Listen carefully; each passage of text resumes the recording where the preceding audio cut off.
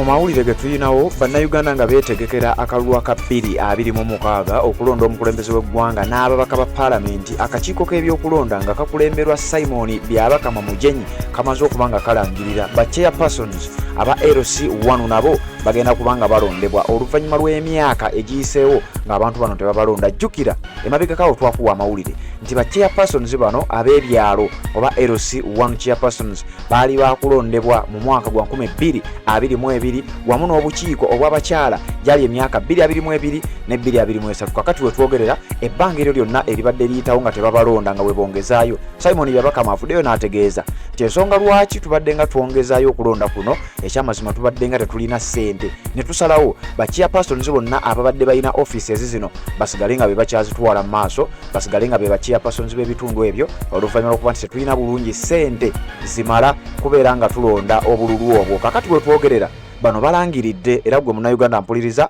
ke kaseera weetegeke era weetegekere okulonda kw'aba chairpersons LC1 ku bitundu byonna gye musinziira mu kalulu aka 2026 newankubadde nga tebalambuludde era tebalambise ennaku ntuufu na bbanga ki we bagenda balondera, wabula mu kalulu oba mu kisanja ekigenda okuggwako mu 2026 mu kulonda okunaabirawo nga tulonda omukulembeze w'eggwanga His Excellency Robert Kyagulanyi Ssentamu. Mu kulonda kwe kumu tujja kuba tulonderamu ne ba chairpersons LC1 kubanga ababaka ba paalamenti bannayuganda bagamba abo tebatukwatako nnyo, wabula twagala obbategeeza gwampuliriza nti okusinziira ku sources bano bagamba nti ssente zibadde nga teziriiwo kyokka ng'ate waliwo envuuvuuma eziraga nti ekizibu tekibadde kya ssente wabula kandibanga kabadde kagenderere. Okusinziira ku sources wulira bwe batugambye kiwandiiko kyengenda okuyitiramu mpolampola okutegeeza ensonga wa gye zivudde. Simon Byabakama Mujenyi n'avaayo n'akonfaminga nti ekituufu kiri nti akalulu akabwa chairpersons LC1 tugenda kubanga nako tukalondera wamu naako ke tugenda okulonda mu 2026. Luli tubadde tetulina ssente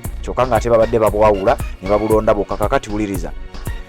The Electoral Commission EC has announced that elections for local councils and women councils will take place in 2026 following several delays due to financial funding constraints.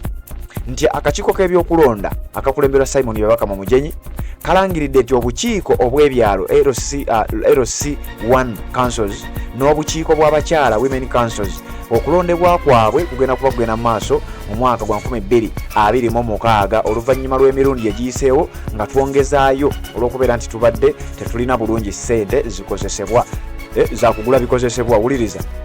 In an interview, Electoral Commission Chairperson Justice Simon Byabakama Mujenyi confirmed that both elections, which were initially scheduled for 2023 and 2022 respectively, were postponed due to financial challenges.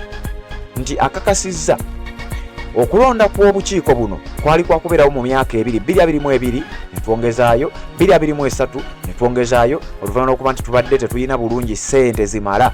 Simon Byabakama ategeeza tubadde tetulina ssente zimala kubeera nga tulonda obululu buno, wabula nga bannayuganda bangi badde bayina ebibuuzo. Emabegakaawo wawulira minisita ow'ensonga za local government kubanga nabyo zino ensonga nazo ziba zimukwatako era yabeera in charge ow'ebintu bino amanyidwa nga Rafael Magezi omujjukira omu ku basajja abaleeta biru yatogikwatako mu parliament. Rafael Magezi nga kati we twogerera ye minisita owa local government yavaayo n'alambulula era n'ategeeza nti mu mwaka gwa 2022 ne 2023 tugenda kuba tulonda ba chairpersons LC1, tugenda kuba tulonda obukiiko bw'abakyala obukulembeze bw'abakyala n'ebigambo ebirala nga we yabyogera gwa zaatugoberera byenjogerako obitegeera bulungi nnyo. Kakati ate Simon Byabakama naye mabegakaawo n'avaayo era naye n'akonfaminga ensonga eno nti mu 2023 tugenda kuba tulonda ba chairpersons ab'ebyalo then n'obukiiko bw'abakyala. Kakati we twogerera wayise emyaka giigyo nga ba chairpersons abakyala n'abaami ng'ebbanga lye bakwatidde ofiisi zaabwe newankubadde tebasasulwa ekyamazima ng'ebbanga ddene ekintu ekyali tekikkirizibwa naddala mu mateeka. Kati we twogerera akakiiko k'ebyokulonda kalimu tutegeeza nti mu kalulu ka 2026 tugenda kuba nga tuddamu okulonda ba chairpersons b'ebyalo n'obukiiko bw'abakyala ku byalo. Kakati gwampuliriza bwe nti bwengenda okuba nga nkutegeeza tuli kubeera nga ate tukutuusaako sources nga bwe zigamba. Wuliriza wano nga tukyagenda maaso n'okuba nga tukusomera ekiwandiiko kino. As a result, the government opted to extend the terms of the current office bearers a decision that has been repeatedly implemented since their terms expired. Nti olw'okuba babadde tebalina ssente zikozesebwa kusinziira ku Simon Byabakama, nti gavumenti ebadde ewalirizibwa okubeera ng'egenda eyongezaayo ebisanja by'abano ababadde bayina ofiisi zino, nti era obadde owulira twali bakulonda mu 2022 ne tuba bakulonda mu 2023 kakati we twogerera tuno tuyingidde ne 2025 tetunnabalonda, kati kwe kusalawo babeere nga bagatta akalulu kano kabeere nga kalondebwa mu mwaka gwa 2026. Wulira bwagambye wano nga mukwotinga. Both women councils and LC1 elections will be held in 2026 shortly after the general elections. Nti bwe tunaaba tuvudde mu kalulu ak'okulonda babaka ba parliament n'omukulembeze w'eggwanga His Excellency Robert Kyagulanyi Ssentamu nga twakamala obbalonda bwe bati wajja kuyitawo akabanga katono nnyo Byabakama ategeeza. Olwo tulyoke tulonde bachairpersons b'ebyalo, tulonde obukiiko obw'abakyala ku byalo. Simon Byabakama Mujenyi atwala akakiiko k'ebyokulonda, the Electoral Commission e Uganda, bwati bwategeezezza. The decision to hold these elections together in 2026, Byabakama explained, aims to streamline Uganda's electoral calendar and reduce the frequency of elections within a single term.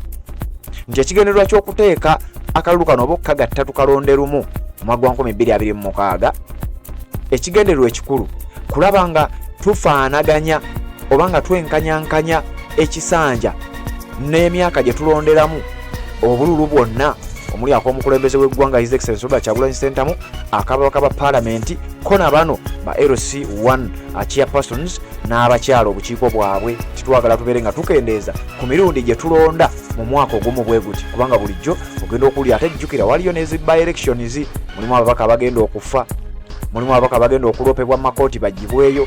Ezo zonna ensonga zatunuuliddwa. Kakati gwampuliriza weetegekere omwaka 2026 ogenda kumala olonde, ogenda kusooka olonde His Excellency Robert Kyagulanyi Ssentamu, olonde omubaka wa parliament agenda okukiikirira, then wayitewo akaseera katono nnyo olonde chairman owa LC1, olonde owa kakiiko ak'abakyala ku kyalo kyo kwennyini. Okusinziira ku Simon Byabakama, bwetutyo bwe tugenda okubanga tulonda mu kalulu aka 2026.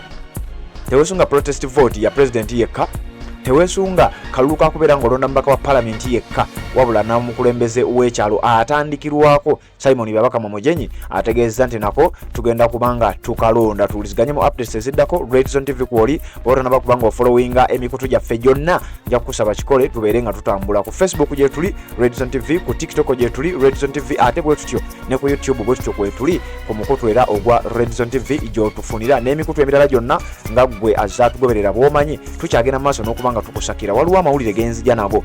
Abayekera ba M23 mu ggwanga erya Democratic Republic of Congo waliwo ekibuga kye bayingidde. Emmundu eri mu kuseka. Mukutu gwa Red Zone TV mu ddakiika ezitali nnyingi nnyo ago nzija nago katuuliziganye mu updates ezo nga nziza okubanga ate mbikutegeeza.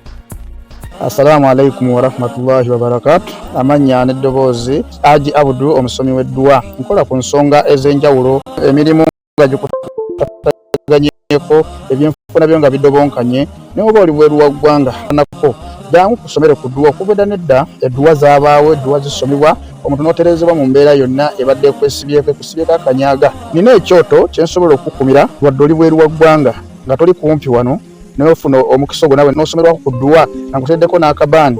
Allah ajja kukusaasira, ajja kwanukula. Kuba ku nnamba yange y'essimu 0752 44 71 56 ne ku WhatsApp kwendi mpereza obubaka sobole okuyamba. Assalamu alaikum wa rahmatullahi wa barakatuh.